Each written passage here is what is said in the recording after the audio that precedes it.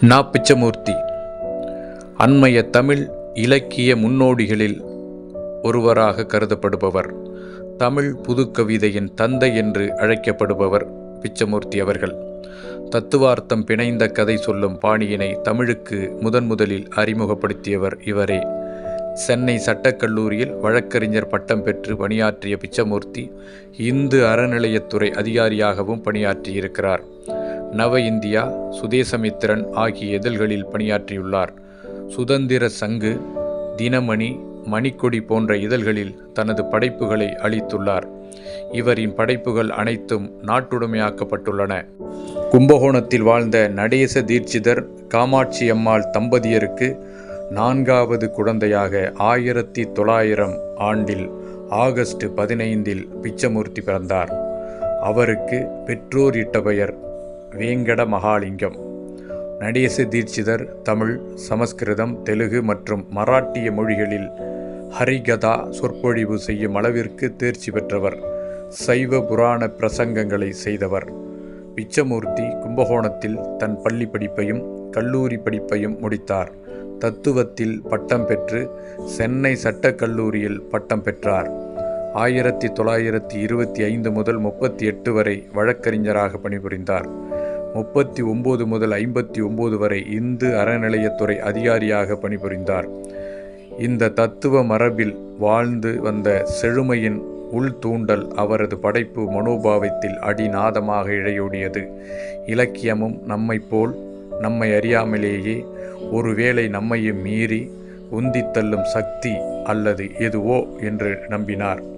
இந்த நம்பிக்கையின் சோதனை முயற்சிகளாகவே நா. பிச்சமூர்த்தியின் படைப்புகள் அனைத்தும் வெளிப்பட்டன. பிச்சமூர்த்திக்கு அவரின் பெற்றோர் அவர் பிறந்தவுடன் இட்ட பெயர் வேங்கட மகாலிங்கம். இவருக்கு முன் பிறந்த 3 குழந்தைகளில் 2 குழந்தைகள் இறந்துவிட அற்பமான பெயர்களை கொண்டு அழைத்து வந்ததால் காலன் அவர்களை அழைத்து செல்லமாட்டான் என்று நம்பிக்கையில் இவரை பிச்சை என்று அழைத்தனர். பின்னாளில் பிச்சமூர்த்தியானார். ஸ்ரீ ராமானுஜர் என்னும் திரைப்படத்தில் ஆளவந்தார் வேடமேற்று நடித்திருக்கிறார். பிச்சமூர்த்தி இயல்பிலேயே ஆன்மீக விஷயங்களிலும் துறவிலும் நாட்டம் கொண்டவராக இருந்திருக்கிறார். குடும்ப வாழ்க்கையில் அடியெடுத்து வைத்த பின்னரும் ஓராண்டு காலம் குடும்பத்தை விட்டு பிரிந்து சந்நியாசத்தை விரும்பி ஊராக அலைந்திருக்கிறார். தன்னை துறவியாக்க வேண்டி தனக்கு உபதேசம் செய்யுமாறு ரமண மகரிஷியிடம் சித்தர் குழந்தைசாமியிடமும் அணுகி நின்றார். ஆனால் அவர்கள் இல்லற வாழ்க்கைதான் பொருத்தமானதென்று உபதேசித்து அனுப்பியிருக்கிறார்கள். எனக்கு எப்போதும் உணர்ச்சிதான் முக்கியம். தர்க்க ரீதியான அறிவுக்கு 2வது இடம்தான் தருவேன். ஆகையால் எப்பொழுதுமே ஒரு திட்டம் போட்டு குறிப்பிட்ட கருத்தை வற்புறுத்துவதென்ற எண்ணத்துடன் ஒன்றுமே நான் எழுதவில்லை. உணர்வே என் குதிரையாகிவிட்டதால் நான் ஒரு சமயம் நட்சத்திர மண்டலத்தில் பொன் தூண் சிதற பறப்பேன். ஒரு சமயம் வெறும் கட்டாந்தரையில் ஃபால்ட்டில் செய்வேன். என் மனதிலும் 2 அம்சங்கள் பின்னி கிடப்பதை நான் கவனித்திருக்கிறேன். ஒரு பகுதி சிறகு விரித்து சொல்லுக்கு எட்டாத அழகு பறந்து கொண்டிருக்கிறது. இந்த பகுதியின் ஆட்சிக்கு உட்பட்ட எப்போதும் வெறும் கற்பனையாக கதைகள் வருகின்றன. மற்றொரு பகுதி எல்லோரையும் போல் மண்ணில் உழலுகிறது. அப்பொழுதெல்லாம் உலகின் இன்ப துன்பங்களை பற்றி இயற்கையொட்டிய முறையில் எழுதுகிறேன். எழுதுவது ஒரு கலைஞனுக்கு இயல்பானது. மல்லிகை பூப்பது போல, விதைகள் விழுந்து மரமாவது போல, அறிவுக்கு புலப்படாத பாலுணர்வின் தூண்டுதல் போல என்று குறிப்பிட்டிருக்கிறார். தனது மகள் மீனாட்சி அவள் கணவர் பாலசுப்பிரமணியத்துடன் வாழ்ந்தார். 1976 நவம்பர் 15 அன்று நோய்வாய்ப்பட்டு சென்னை மருத்துவமனையில் சேர்க்கப்பட்டு 3 வார கால தீவிர சிகிச்சைக்கு பிறகு டிசம்பர் 4 அன்று 1976 நினைவு திரும்பாமலேயே காலமானார்.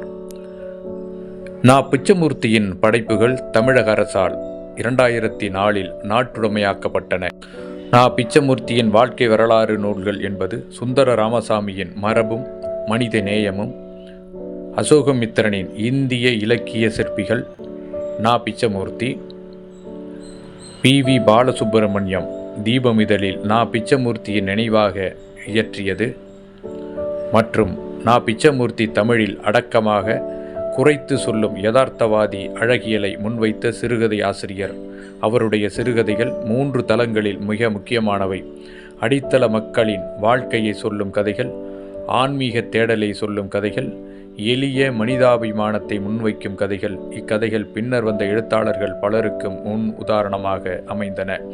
தலித் இலக்கியத்திற்கு முன் உதாரணமாக சொல்லக்கூடிய கதைகளையும் இவர் எழுதியிருக்கிறார். தமிழில் கு. அழகிரிசாமி அடுத்த தலைமுறையில் கந்தர்வன் என பிச்சமூர்த்தியின் மரபு என்று ஒன்று சுட்டிக்காட்ட முடியும்.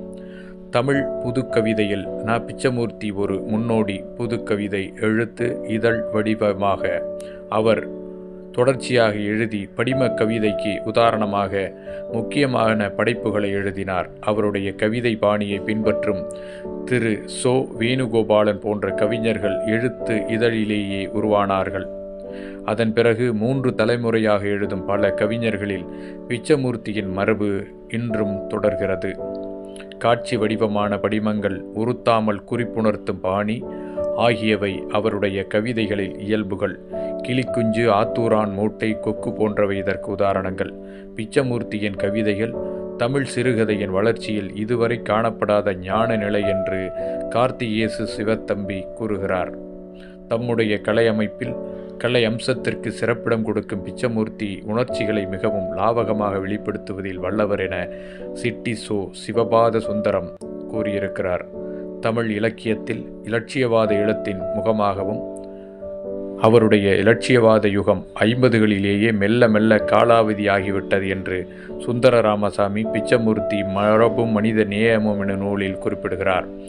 அவர் தன்னம்பிக்கை, மனிதநேயம், இயற்கையுடன் ஒன்றிய வாழ்க்கை ஆகிய விழுமியங்களை முன்வைக்கும் படைப்பாளியாக நீடிக்கிறார். இலக்கியம் அது தோன்றும் காலத்தின் கண்ணாடியாக நின்று அக்காலத்திற்குரிய மேன்மைகளையும் பிரதிபலிக்க வேண்டும் என்று நம்பி செயல்பட்டவர். மென்மை, தாழ்ந்த சுருதி, தொனி, சிக்கனம் ஆகிய சிறுகதை பண்புகளை முதலில் உறுதிப்படுத்திய கலைஞர் என்று சுந்தர ராமசாமி கலைகள், கதைகள், சிறுகதைகள் என்னும் கட்டுரையில் குறிப்பிடுகிறார். பிச்சமூர்த்தியை ஆன்மீக கற்பனைவாதி எனலாம். எளிய மக்களை பற்றி ஆழ்ந்த அனுதாபத்துடன் எழுதியவர் பிச்சமூர்த்தி.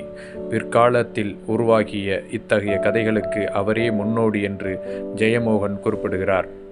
அவரது சிறுகதைகள் படைப்புகள் 18ஆம் பெருக்கு, ராகு கேது, தாய் வானம்பாடி, ஆராய்ச்சி, மருதாணி விரல் எங்கே, அழகெங்கே, விழிப்பு, முள்ளும் ரோஜாவும், கொக்கு, மீனி, புருஷன் எழுதின கதை, காபூலி குழந்தைகள், அடகு, அரை பைத்தியம், மீனலோசினி, ஜம்பரும் வேஷ்டியும், மோகினி, குடும்ப ரகசியம் என்ற குறுநாவல், மாங்காய் தலை, இரட்டை விளக்கு, காக்கைகளும் சிறுகதைகளும் என்றும் சிறுவர் சிறுகதைகள், வானம்பாடி, தரிசனம், பலூன் பைத்தியம், நெருப்புக்கோழி, புலியின் வரிகள், முதல் பிடில், காவல், வெறும் செருப்பு, ஞானப்பால், கவிதைகள், காட்டுவார்த்து 1962, வழித்துணை 1964, குயிலின் சுருதி 1970 மற்றும் நாவல், குடும்ப ரகசியம், கட்டுரைகள், மனநிழல் 1977, நாடகங்கள், காளி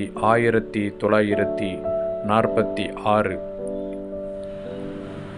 இவையெல்லாம் பிச்சமூர்த்தியின் படைப்புகளாகும்.